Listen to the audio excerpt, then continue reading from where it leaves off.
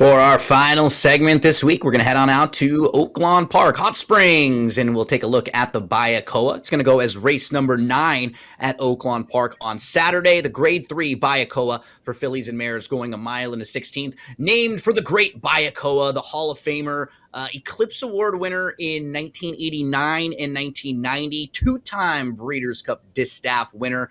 She was a nice one, Alexa, and we're going to talk about some fillies and mares in here who are hoping to use this as a stepping stone to the Apple Blossom a little later on in the year at Oaklawn Park. Let's meet this field from the inside. We have Corningstone. She has won 2 stakes races at Oaklawn in a row. So she's sharp and she's won the local races.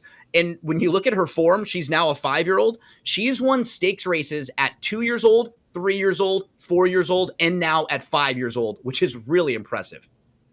Yeah, just like my Chiefs. She's trying to make it a three-peat here at Oaklawn. Nice. You were waiting for that one. I know you were. I was so ready for it. And when I wrote that last night, it made me smile.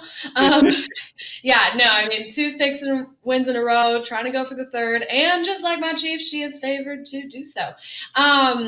Really talented horse, tactical speed, won in a variety of pace scenarios. So I think she should be able to roll with the punches. This is a really difficult race, though. It is. And a lot of the main contenders are low odds, so it's a difficult race to bet. There's a field of 6. It wouldn't shock me, honestly, to see 5 of them win this race. Right. I mean, maybe one of the horses we'll talk about seems a little bit overmatched, but there's a lot of different ways you can go in this small field. Wild About Hillary has won 2 of her last 3. What I will say, though, her best races seem to come on the sloppy tracks on an off track, so you might want to upgrade her if it's a little wet there on Saturday.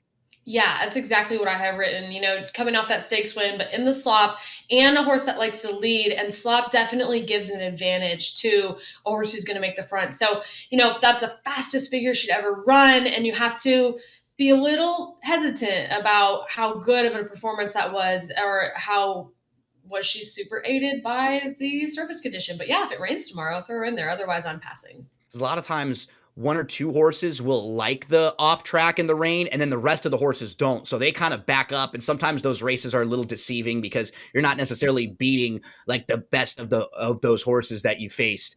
The number 3, Little Jamie, just consistent and sharp. And what I like about this filly, Alexa, she's versatile. Like she showed us last time out, she can win coming from off the pace. 2 starts back, she showed speed. So in a small field like this, where there are some tough competitors, I think she can show multiple dimensions in here. She seems pretty solid and like an honest fit with these.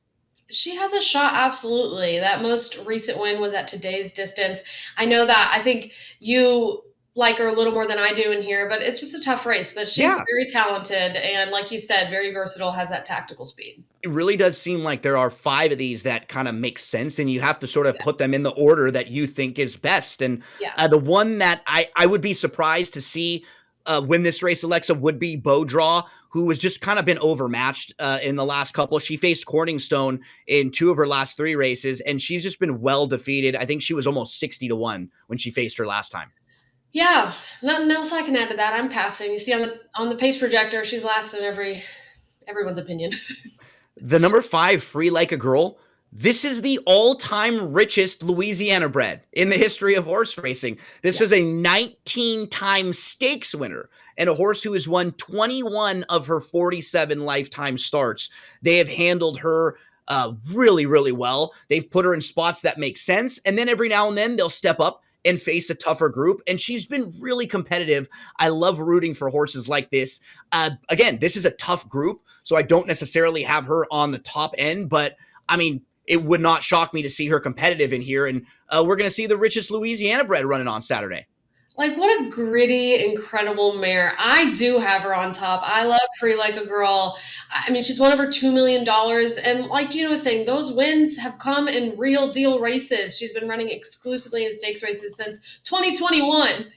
So you know what you're getting here. And what you're getting is a very talented mare. The number 6 will round out the field. She will be loved. Loved is the probably horse to beat. I think she has a ceiling that's higher than anyone's in here. She's the only graded stakes winner in the field, but she has not raced since the end of November. So it's a few months off for her. This is kind of the starting point for her, where a few of these others might be a little sharper at the current moment. Alexa, give us some thoughts on Loved. Loved, absolutely can win this race. The only thing that I can throw out there to maybe downgrade her is a little bit is the last time she ran a really big race and then had 2 months off. When she came back, she flopped. So Yep. from that perspective, I have downgraded her to my third selection. Well, let's check out selections as we finish up this week's show. I'm going to put the 3 on top. Alexa will go with the 5, that Louisiana bred. Whoever you're playing, however you're playing them, we wish you the best of luck. Make sure you head on over to DRF.com for everything you need when you're playing the races on Saturday.